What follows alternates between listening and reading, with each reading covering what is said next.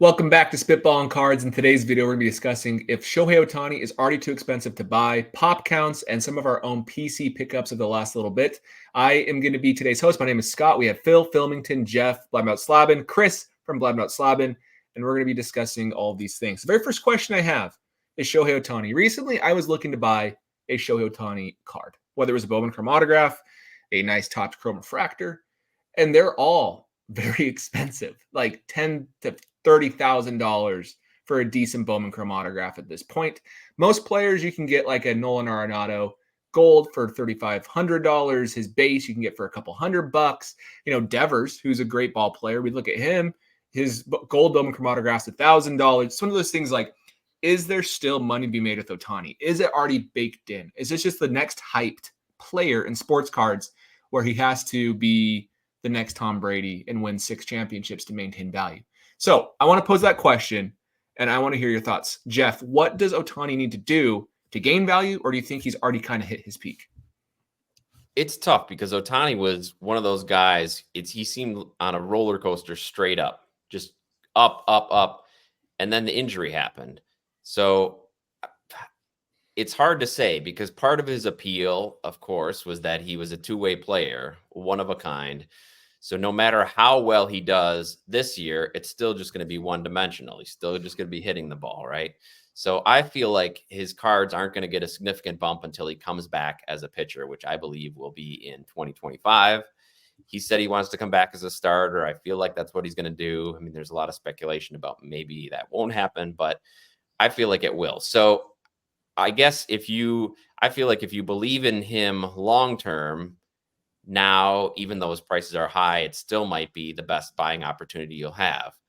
However, if he doesn't come back to pitch and becomes just a one-dimensional guy, he's still going to be a generational talent, all those things we called him because of his MVPs, his resume, everything he's done. And he's on a good team, so he's probably going to have some postseason success. But he's still not going to reach those crazy levels if he doesn't come back both ways. So I would be careful, but if you're a long-term believer in him, it might be your best chance. So you really think now could be the last Ohtani buying period in your own opinion? Probably. Not to twist your words. I'm just like wanting to hear your thoughts. I think he's gonna have a significantly successful hitting season with the Dodgers, and I think the team's going to be successful. So I feel like he's going to not do anything to lessen his cards values. And I feel like there's a lot of people that believe in him and do believe in him long term. So there aren't going to be a lot of people selling, even if he has some minor struggles. So I feel like his cards are going to be pretty steady where they are now through this year. Okay. Chris, Phil, do either of you disagree? The thing that Jeff was saying, in terms of his cards potentially going up, I do think that if the Dodgers get into the playoffs and he has some big postseason moments, and we see him holding up the World Series trophy at the end of the year, his cards are going to start to go nuts, more so than they already are, especially with pitching on the horizon for next year. Because there isn't, like we said, there's not that much left for him to really do, to prove to us, other than stay healthy. Like we've already seen him do some amazing, amazing things. I'm kind of excited to see what the guy can do only with a season where he's only focused on hitting. He doesn't have to worry about pitching matchups, doesn't have to throw any bullpens. Well, regularly. Obviously, he'll do some rehabbing. But like his pregame preparation is only hitting. His pre-series stuff, only hitting. So I'm very excited to see what this could do. But yeah, his cards, a lot is baked in. But yeah, I think postseason success is the next big thing for him. And if that happens, we will look back on this spring as being probably like Jeff said, our last chance. One more thing before Phil goes.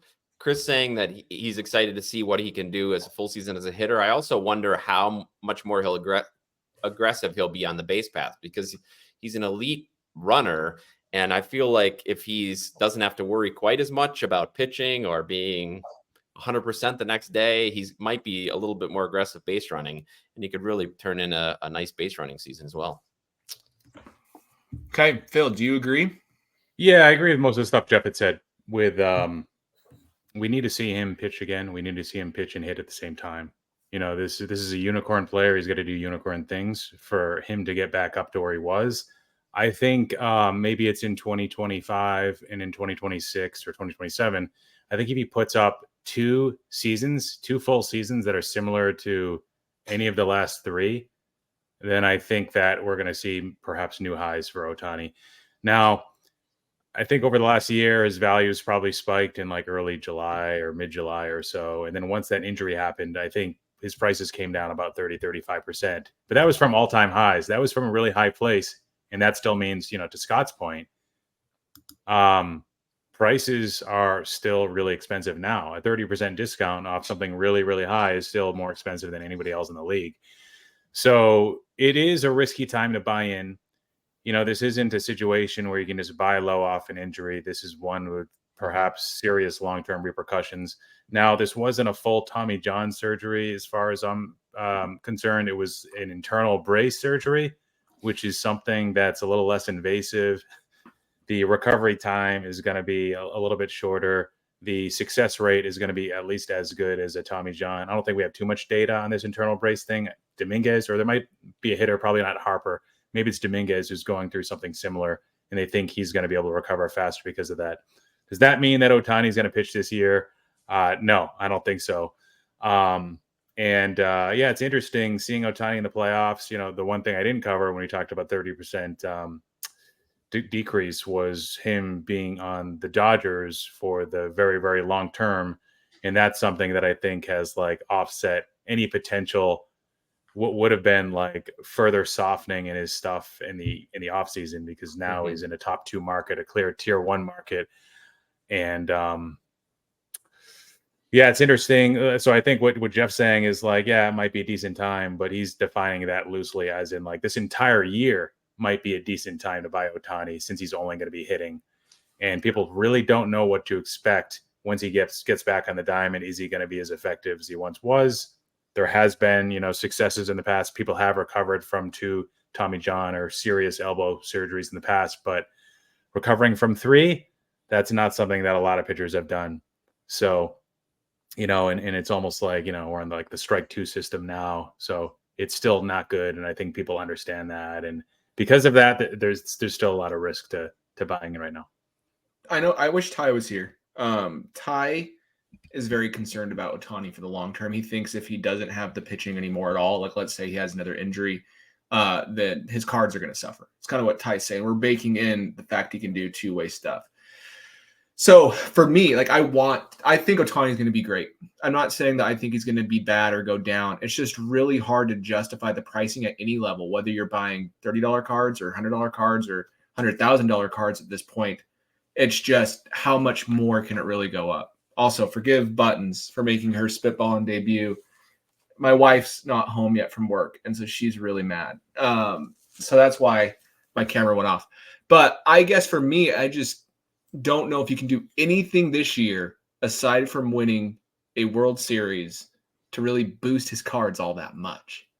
Unless he had the same hitting season he had last year, then maybe I'm completely off base. But I really hope that's not the case. It's just they're so expensive. We saw Trout, right? We obviously baked into Trout. He's going to keep going strong because he's Mike Trout generational, and he still is 3 MVPs. But now that he's slowing down, obviously he's in in Anaheim. That hurts his long-term outlook. And it's tough because it's so easy to forget how good a player is when they're not playing.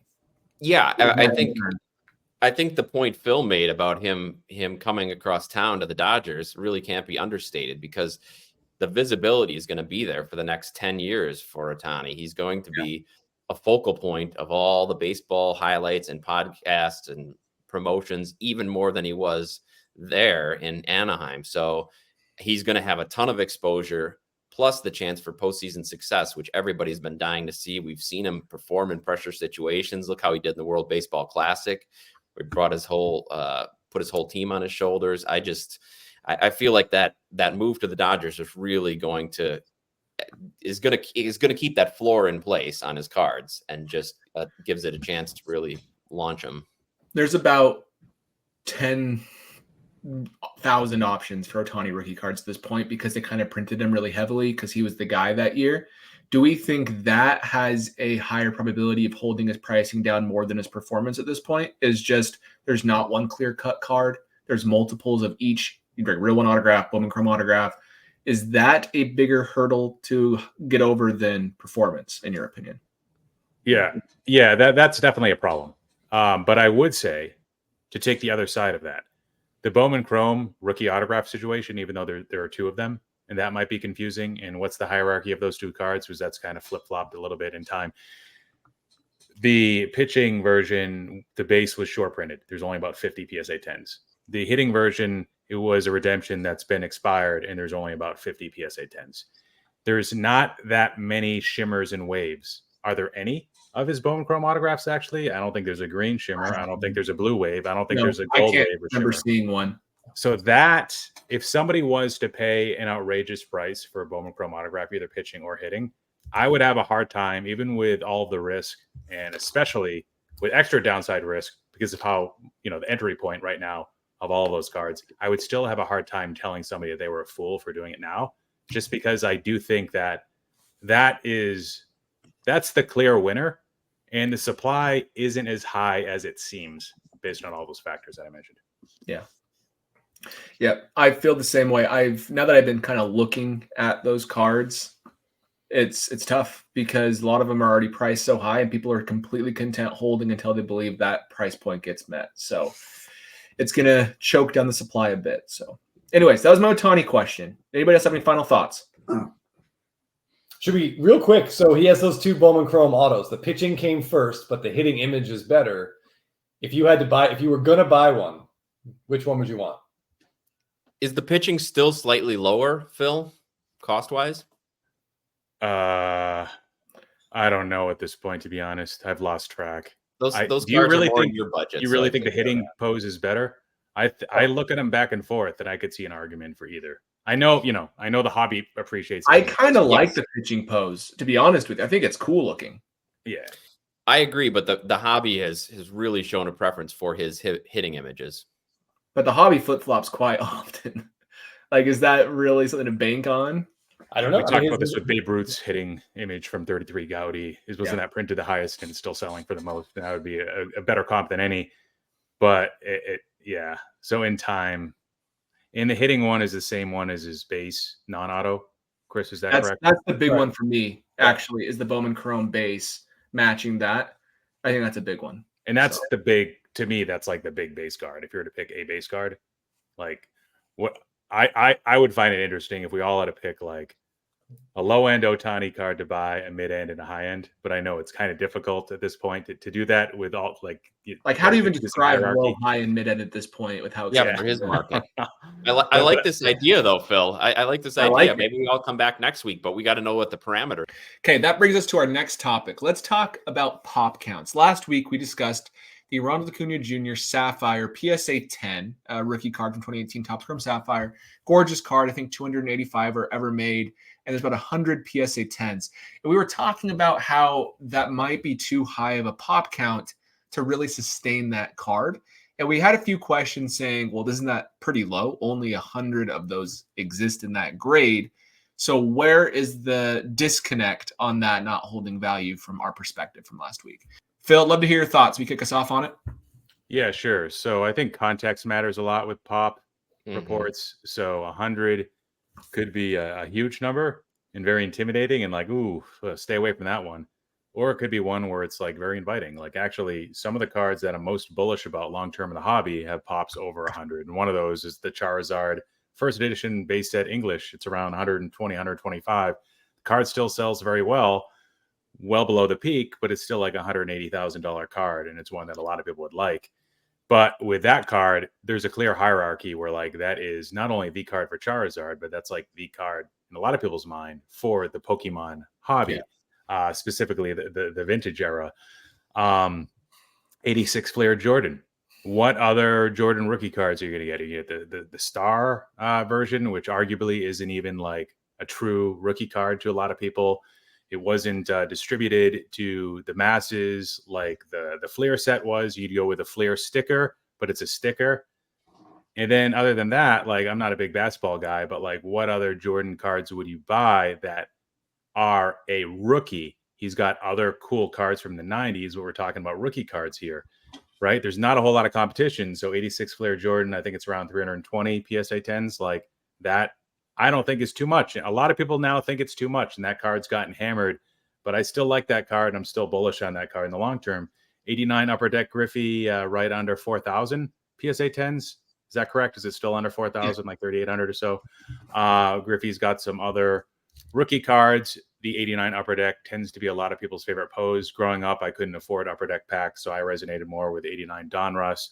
But now coming back to it, the Upper Deck means more to me, and it probably has the whole time. It just wasn't attainable to me. Griffey, another guy like Jordan, he's got a lot of buzzy cards, 90s inserts and such. But to get his rookie card, he's got some cool pre-rookies, the San Bernardino cards, but like it's the Upper Deck and the PSA 10 being under 4,000 when you've got well over 4,000 collectors of cards, well over 4,000 collectors of Griffey. I think that I don't think the pop's too high in that card. I think when you get into certain situations where these days you've got a lot of alternatives, rookie cards and parallels, even though it's the same base image, but I count that as a specific card, the parallel itself. It's like another card, another issue. And then once you add up all of those PSA 10s, then it starts to get a little overwhelming. And then you're like, and that's why the base loses steam and it can't gain momentum in a lot of cases, which is what I think we see with PSA 10, bat down, Ronald Acuna. As we said, we're looking at about 900 or so PSA 10s, and it tends to be an overwhelming number now, and it's not one that the demand right now can overpower the supply. In the future, that could change based on factors like the performance of Acuna. But right now, it's too much, and it's especially too much because the market has kind of soured on high pop base cards, non-serialized cards. So some of it isn't even related to like what I would call like supply demand, like typical dynamics. I think some of it is just related to people just preferring more low pop rare stuff. And that's like amplifying the effect on knocking down the prices of the high pop stuff today.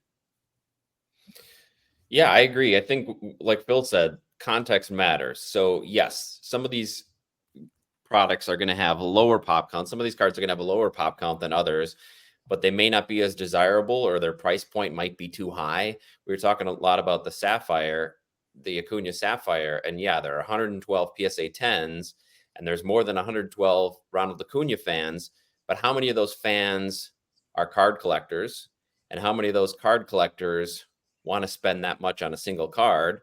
And of those, how many want to spend it on a non-serial numbered card? So I think context matters for sure when you're talking about pop counts, and it's also just availability as well. If you have a card that has a higher pop, but you don't always see it on eBay, then it might be more desirable than one that's always out there. Like the Acuna, when I was saying last week that there are always 4 or 5 of them available on eBay, whether they're at the price you're not, the price you want to pay or not, is a different story, but they're always available so you can find them. So it's really hard to pinpoint what is a high pop and what is not.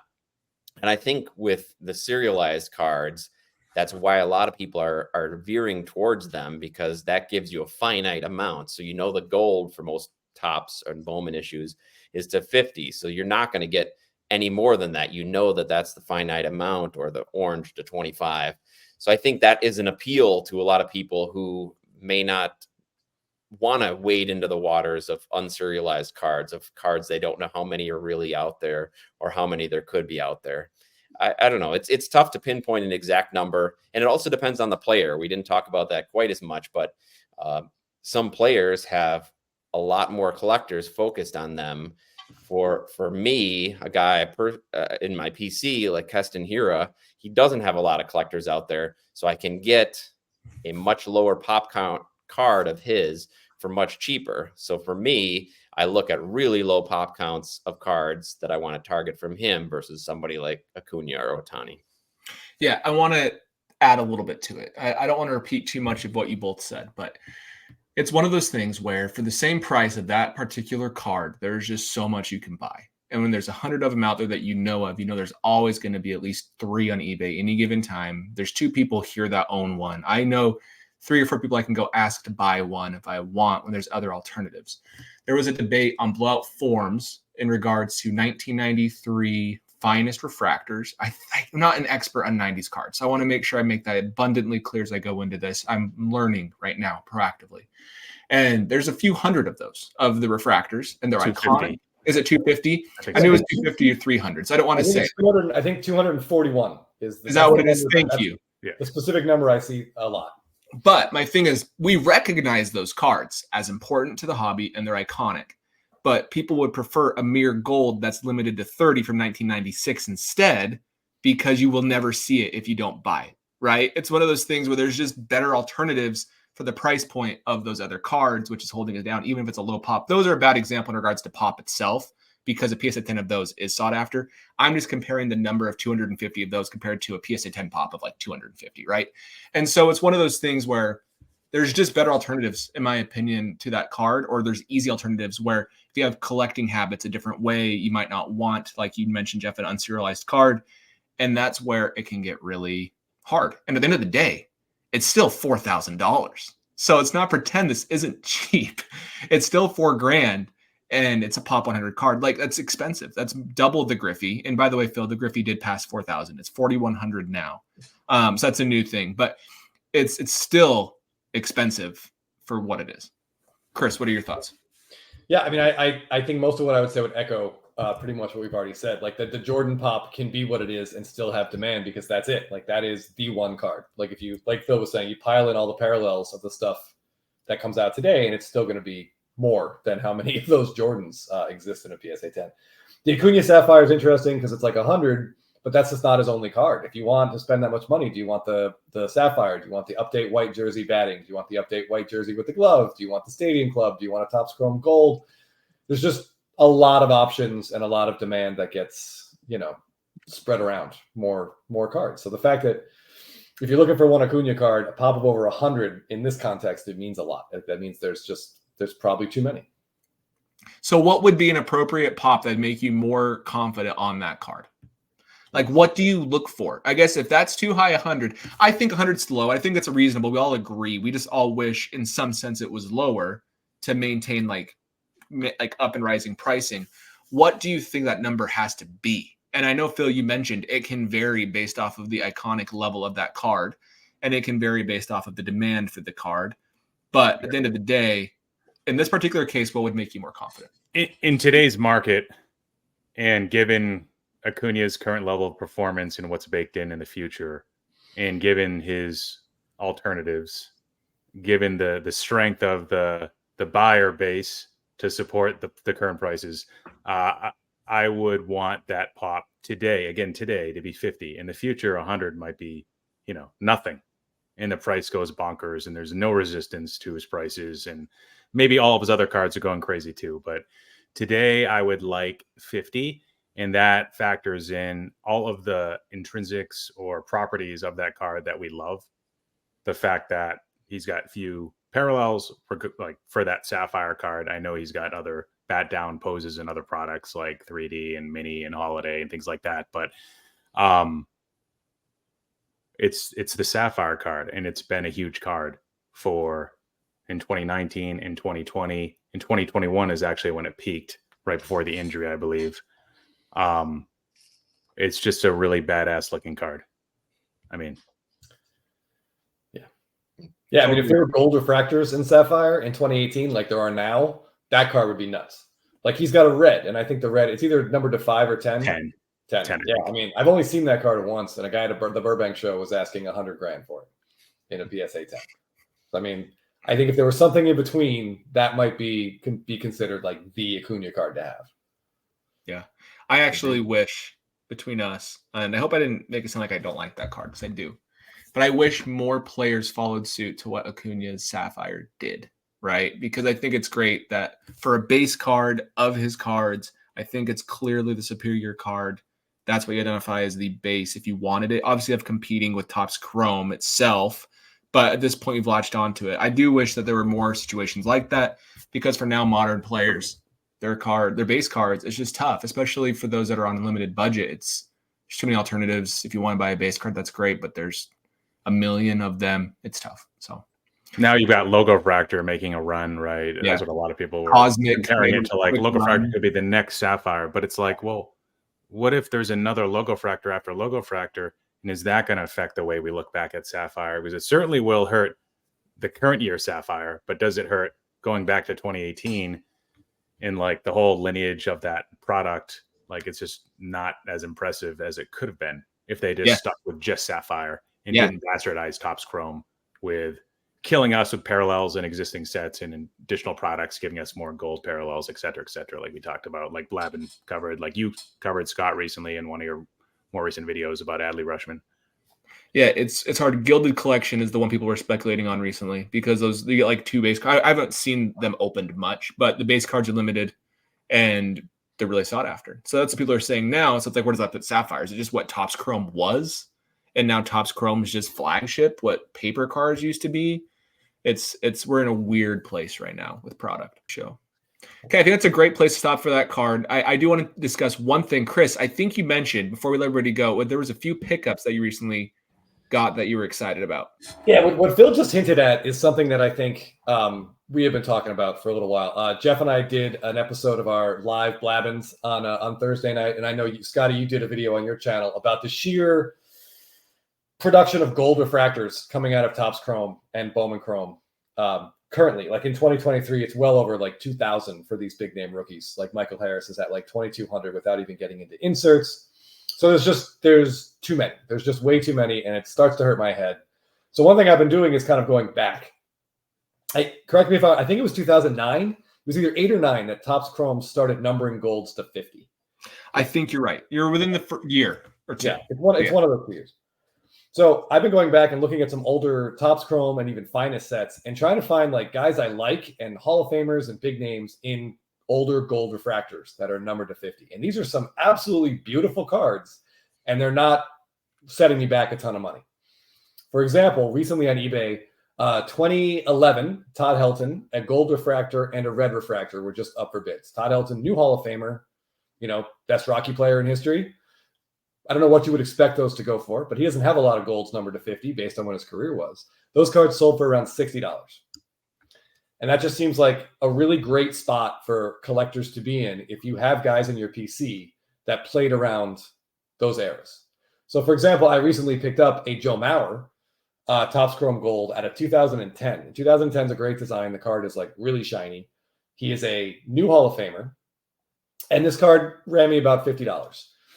And there's a couple on eBay, different years that will run you about the same price. And I think I'm not saying these are going to go up and you're going to buy a car, but these are like Hall of Fame players out of Topps Chrome in a gold. They look great.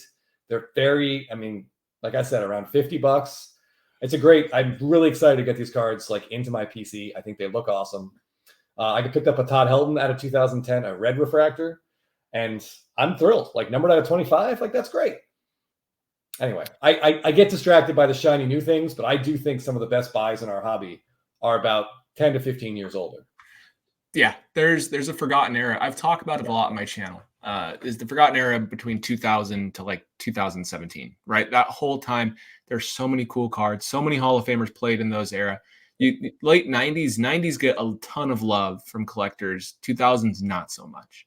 And it goes in waves where I think people eventually will appreciate them as we are nostalgic towards other older sets.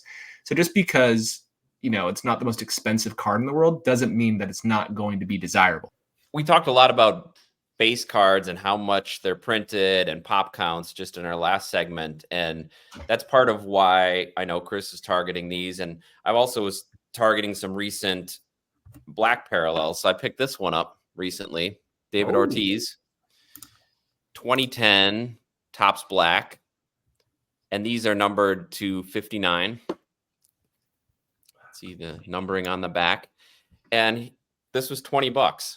So here's a Hall of Famer, low numbered, at least serial numbered, low numbered, and just a great chance to add a nice card to the PC without breaking the bank. And I think that's what Chris is talking about with the gold as well. So that's kind of an area I'm targeting because you feel like you can still be involved in the hobby. You can still be picking up cards and not trying to save for their next $100 plus cards and get some other ones. And yeah, that 2010 design is pretty great. Like that David Ortiz looks awesome. He could probably stand to, do a few sit-ups, but that's neither here nor there. I think all of us could. Probably, yeah. Okay, here's your Todd Helton. You seeing it? Yeah, that card is awesome. That's like, for whatever reason, Topps has a lot of images of Todd Helton playing defense. But this picture is, I just love this card. I mean, you can see why this guy has a 300 batting average. I mean, look where his head is. That's how what batting coaches are hitting to coaches teach. Then here's your Mauer. Yeah. I mean, I just love grabbing these things. Like, there's plenty of like big stars in these sets you can grab. They're not even like necessarily Hall of Famers. Like Jimmy Rollins is had a really great career. His card in this set's pretty cheap. I've been looking at some Braves guys, like Brian McCann's got a really cool image. There's a great 2010 Bowman Chrome Joe Mauer card. It's a horizontal card, and it's just him like from the neck up, and he is reaching to tag someone.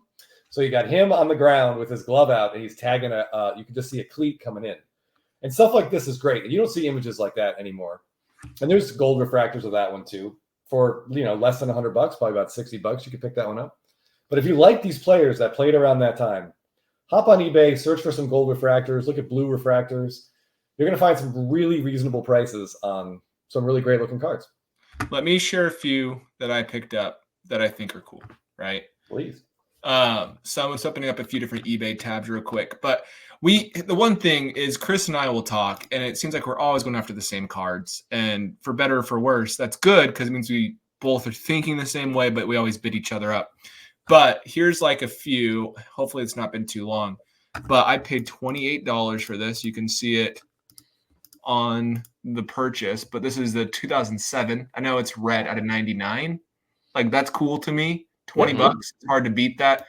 This one aired out. I can't remember what it was, but either way, pickups like these are a blast. And I picked up recently just the stained glass gallery insert called the Gallery of Heroes for $25 of Mookie Betts. Those are probably only printed to like a couple hundred each. Look great. And those type of cards that in the future people will say, well, that insert was really cool, and then maybe they'll want that, right? And if not, the best part about it is you can always have a pretty good floor of $28 for this card. But there's a chance that it could be worth $100 someday. Who knows? So, yeah, I just like the fact that now we've got 2,200 gold refractors. 2010, I think we had Topps Chrome, Bowman Chrome, and Topps Finest. So 150. Yeah. 150. Yeah. Cool. Well, I think it's a great place to end. Well, thanks everybody for listening. We appreciate it. And other than that, we will see you in the next video. Yeah.